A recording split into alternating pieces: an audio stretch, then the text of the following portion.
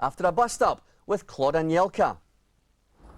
I think things didn't work out, and that's it. So I will learn a lot with him, and I tell him good luck for the future. Yeah.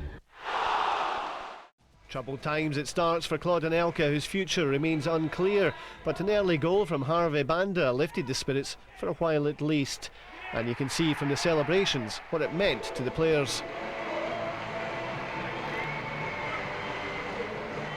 However, on the stroke of half-time, Tommy English brought it back to 1-1. David Bertolo left with no chance from a well-placed free kick. We've seen in recent weeks how little luck Rovers have been carrying in matches. The ball didn't roll kindly for them again yesterday. The goal line clearance kind of summing up their day.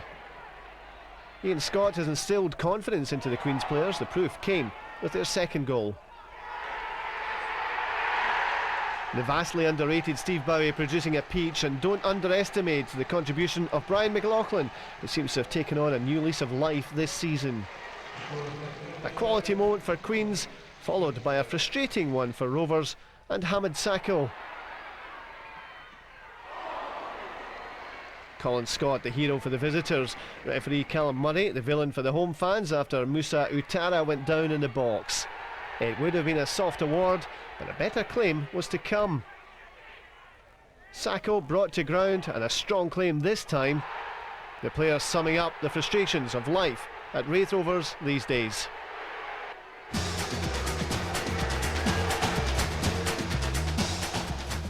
Came back well from a mistake for the first goal, because Gary Wood's fallen down on the floor and Brian Reid stood on him, so a free header, and they've got the goal from that. So, but the character was sure to come from behind and actually win the game at the end. It was fantastic.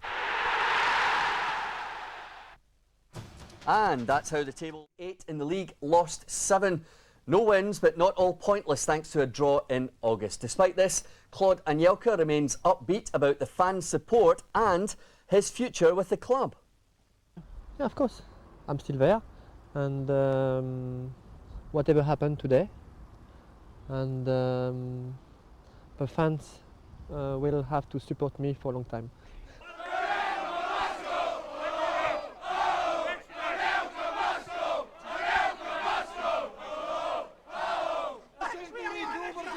You should have a CA in your card, because it's Claude Anelka's team, no Raith Rovers. I don't support that team. Lots of people have said they're going to be the third force in Scottish football. I think we're nearer to being the third farce, but there aren't two other farces ahead of us at the moment, unfortunately.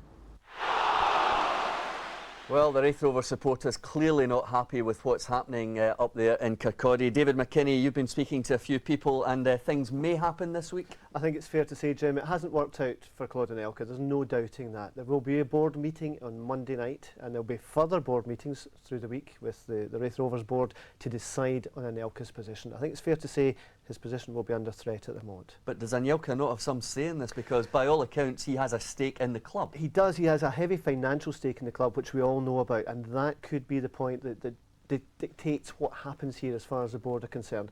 Something will happen here. He will not be coach. I think that's fair to say. That's the way it's looking. He'll either be director of football or will go. Whatever way you look at it, Tony, it's not happening for them on the field, and that's a major problem. And you saw how unhappy the supporters were there yesterday.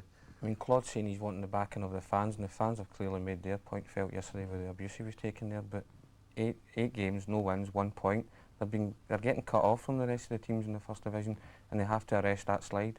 So they need to appoint a new manager to get them some points on the board and just keep them within the chasing pack at the bottom of the table there.